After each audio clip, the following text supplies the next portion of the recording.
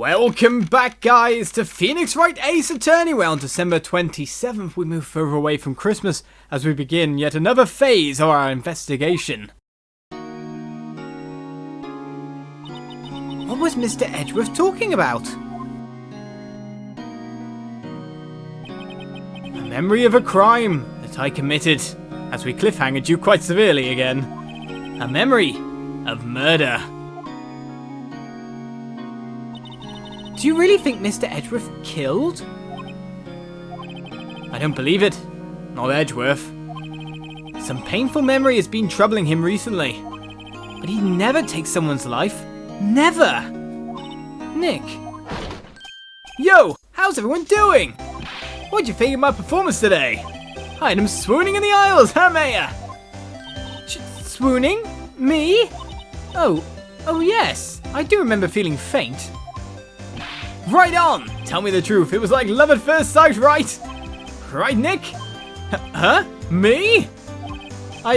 Well, maybe my heart skipped a beat or two, but just not for the reason you expect. I think you can do better than that. Come on! I saved Edgeworth in there, dude. Edgy! You guys should be bowing before me! Yeah! Bow before your hero! Oh, okay, then I'll bow before you. Let's chat then, first of all. Right, today's trial, I guess. The stars in your eyes. Larry, you really helped out in the trial today. You did! If you weren't there, Larry, I'm sure Mr. Edgeworth would have been found guilty.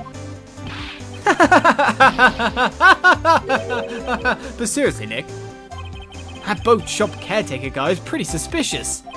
But Edgy ain't off the hook yet. Way to spoil the mood, Larry. Hey, I'm just a guy sitting in the audience, you know, where you weren't really. You were a star performer yesterday, somehow, some way. But from where I was sitting, Edgy seemed pretty edgy. I mean, can you really know he's telling the truth about that night? Nick? I don't know. But what I do know is, I'm going to believe in you two until the end. Us two? Edgeworth and who else? You mean me, right? Nah, he means me. Right, Nick? Yeah, you, Larry. Not me? but why you, Larry? Huh? Actually, yeah. Why me, Nick? Enough with the silent treatment. Right, why? Well, Nick, why'd you trust Mr. Edgeworth so much? I mean, he's changed recently, true. But when we first met him, he was kind of a jerk, don't you think? You didn't know him back then. Back when he wanted to become a defense attorney. Wait, was that when you two were classmates? Yes, in grade school. They saved me, Miles, and Larry. They saved me, and I'll never forget it. That's why I became a defense attorney, you know. What? Hey, Larry! What's he talking about? Huh? Sorry. I kind of forgot. Okay, Nick, out with it. I'm going to hear this story today, and that's final. Okay. It's kind of a long story, so hang in there. It was the very end of 3rd grade. I was on trial. A class trial. Class trial? Explain everything. And so we delve once more into the past. You remember, Larry? Spring, end of 3rd grade? A kid in our class got his lunch money stolen. Lunch money? Our school was really small. Every month, kids would bring in an envelope with money for lunch from home. Huh, I see. Anyway, this kid's envelope disappeared. $38 still inside. Oh, yeah, now that you mention it, I do remember that. I can see why you forget, though. You were out of school that day. Anyway, the envelope had been stolen during PE class. I was coming down with a cold, so I skipped PE that day. I was the only one not in class. So, they thought you did it? Yeah, the kids in class said I should be put on trial. Trial? So the next day we held a classroom trial with me as a defendant. I didn't do it! Guilty! He did it! Guilty! It was you! Thief! Give the money back! You're such a meanie! No one play with him! Just admit you did it! You can't hide the truth! Tell us the truth! We're not gonna play with you anymore! Yeah! And no borrow my razor! You shouldn't be allowed in the relay race or on the library committee! Give me back my 50 cents I loaned you! Hey, did you rob that bank the other day? That's a bit of a reach. Now, Phoenix, you know you shouldn't steal people's money. It's not right. In the end, even the teacher thought I'd done it, and shouldn't have said anything like that if you're a good teacher, to be honest. Go over and apologize, Phoenix. I didn't know what was happening. I was so sad. I couldn't stop crying. Everyone was staring at me like I'd done it. I tried to apologize. I went to where the boy whose money had been stolen was sitting. That's when it happened. He shouldn't have to apologize.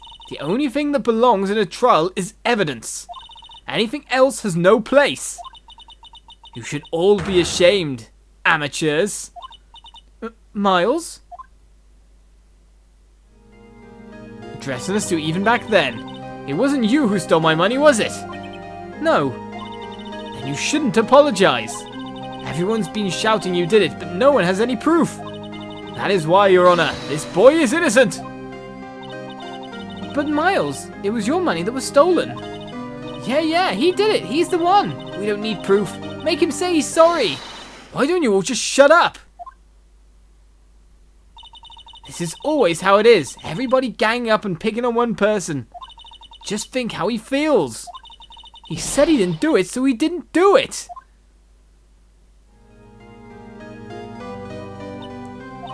Very well. I will replace the money myself. This class trial is over. That's how it happened. After that, the three of us were the best of friends. Wow. I had no idea. Yeah, I had no idea either. I mean, I forgot. That's when I learned what it meant to be alone. Totally alone, without a friend in the world. You did a good thing, Larry. Yeah, well, I was just lucky that I took the day off from school. If I'd been there, they would have thought I'd done it. So I took it kind of personally, see? When something smells, it's usually the butts.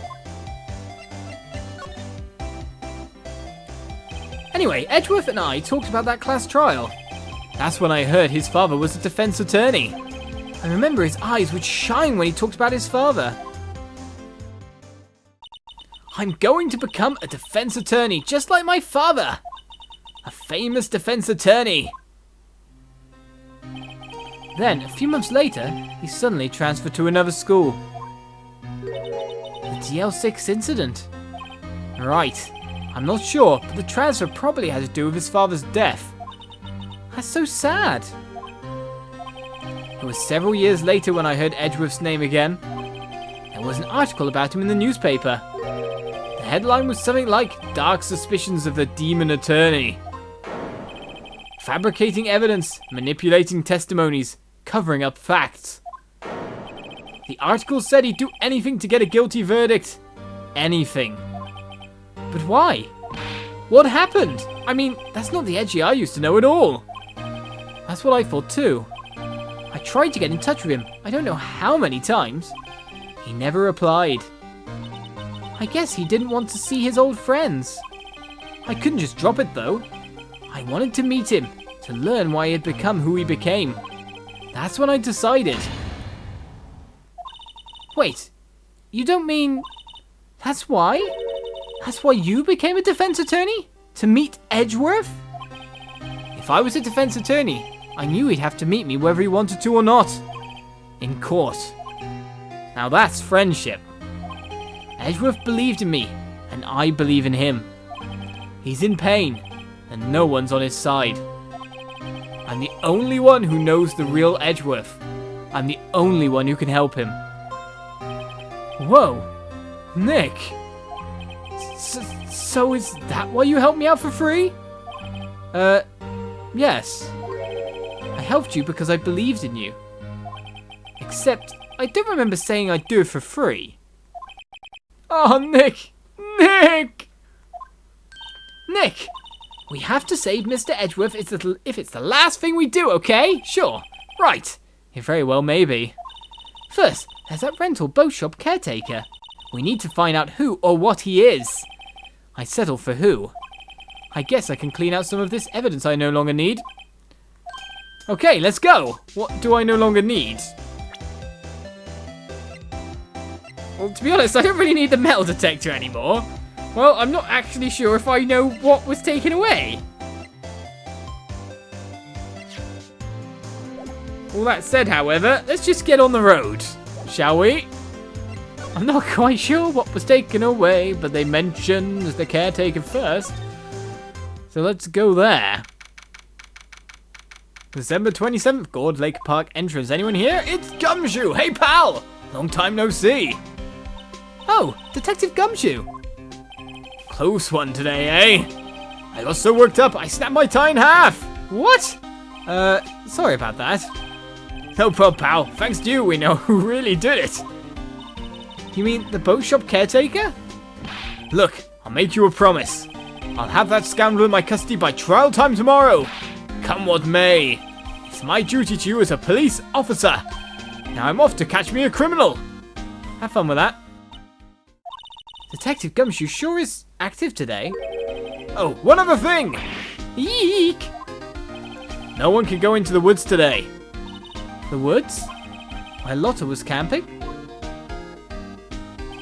The woods are off limits to camping, and apparently the park ranger found out. He got pretty mad. No one could go in for a while. Pretty mad with the police? I mean, we're doing something here. I guess Lotta's in a lot of trouble. Anyway, I'll be seeing you tomorrow.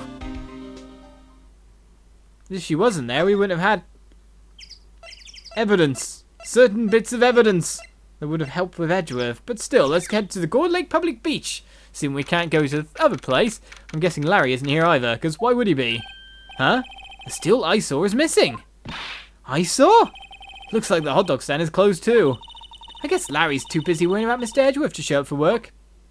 I guess he is. Well, move along. And more to the point, Larry was where we were. So of course he's not working. He was where we were. We moved to December 27th, the boat rental shop. I don't think the day's going to change, so I'll stop saying that. That old caretaker got away. Yep.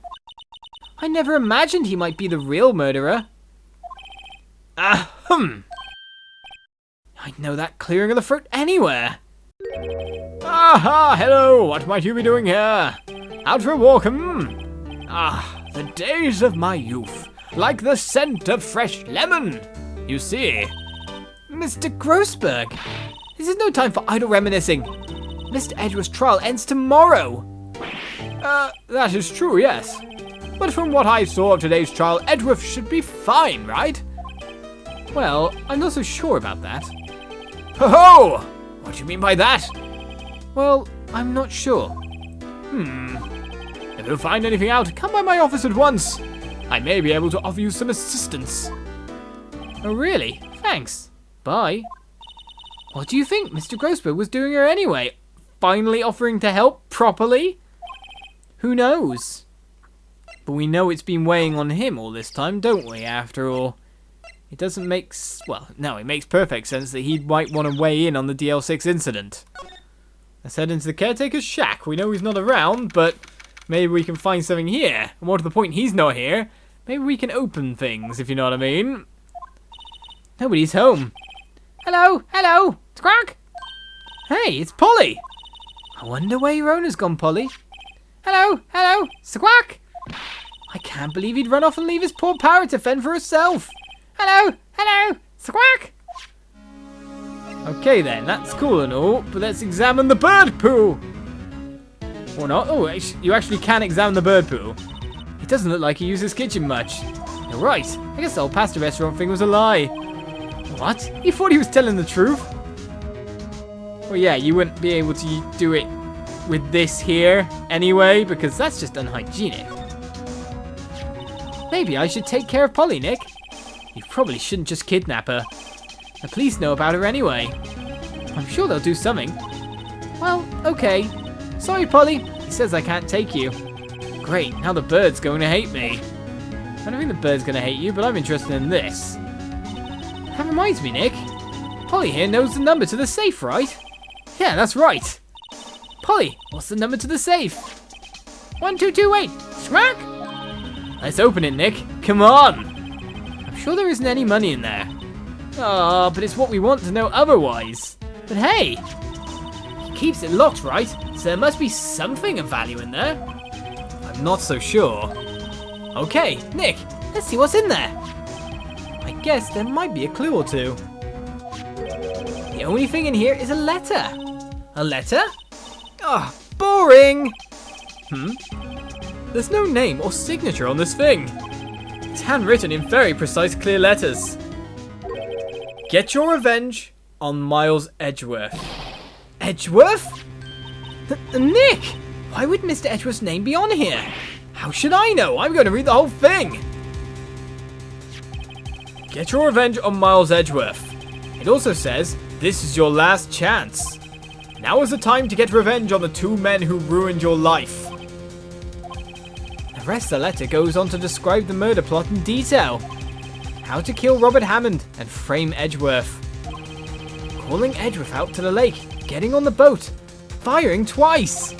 This is exactly what I figured out today in court. It's all here, in perfect detail. What do you think it means, Nick? I don't know, but it looks like these are instructions for that caretaker. When he killed Robert Hammond and called out Edgeworth, he was following instructions. But who could have written that letter? And what does it mean to get revenge on Miles Edgeworth?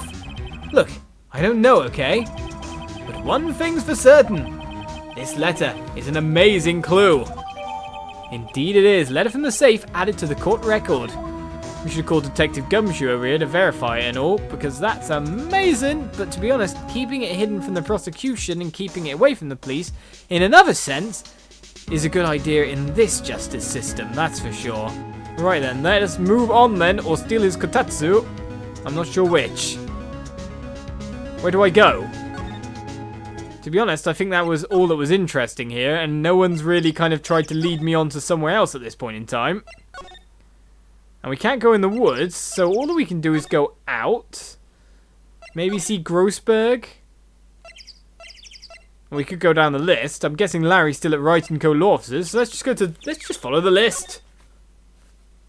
Oh, actually, that would mean we skip one, because, of course, we went to the Gourd Park already. But still, December 27th, Detention Centre, Visitor's Room, Edgeworth is here, and surely he has info too. You look as grim as always. Mr. Edgeworth, I heard the story about the class trial. Class trial? What do you mean? You don't remember? No, I don't. Your lunch money was stolen, wasn't it, in 3rd grade? Lunch money? Oh, right. Yes, I seem to remember something like that. Nick, I think you're the only one who really remembers. Well, it probably only really mattered to me anyway. Mr. Edgeworth, didn't you know? That trial was the reason Nick became a defense attorney. Ridiculous. Gee, thanks. That said, it does sound like the kind of thing you do. You haven't changed a bit, have you, Wright? So simple. To a fault, even. Well, maybe, yeah, but I think you changed too much, Edgeworth. Perhaps. Perhaps indeed. Right, let's talk to him. Why prosecute? Why prosecute instead of being the defense attorney you used to be? Or wanted to be? Hey, Edgeworth, why did you become a prosecutor anyway? You used to look up to your dad. You said you wanted to be a defense attorney, right? I couldn't let myself deny reality like you. What do you mean? My father was taken from me, and you want me to defend criminals? I'm sorry, Wright, but I'm not that good of a person. One suspect was apprehended in your father's murder, right? Yes, the man trapped in the elevator with my father. His name was Yanni Yogi. He had to be the shooter, any way you look at it. Yet, he was found innocent. That defense attorney got him off the hook. That would be Robert Hammond. On that day, 15 years ago, 3 of us were trapped in that elevator for 5 hours. When we were rescued, we all suffered oxygen deprivation. I lost all memory of the murder. Lost your memory? Even now, I can't recall what happened in that elevator. That was the crux of Yogi's attorney's argument in court. He claimed Jnana Yogi had been not of sound mind due to the oxygen deprivation. Yogi was released due to a lack of evidence. Innocent. That's when I changed my mind. I started to hate defense attorneys. Indeed, well, we have got ourselves a lot of information, the past, motivations behind our characters joining this profession or going into the side of justice that they have done. But we research or find out more next episode as we continue our investigation. We know that there's someone behind the scenes working it all. Who could it be? Join me next time. Bye-bye.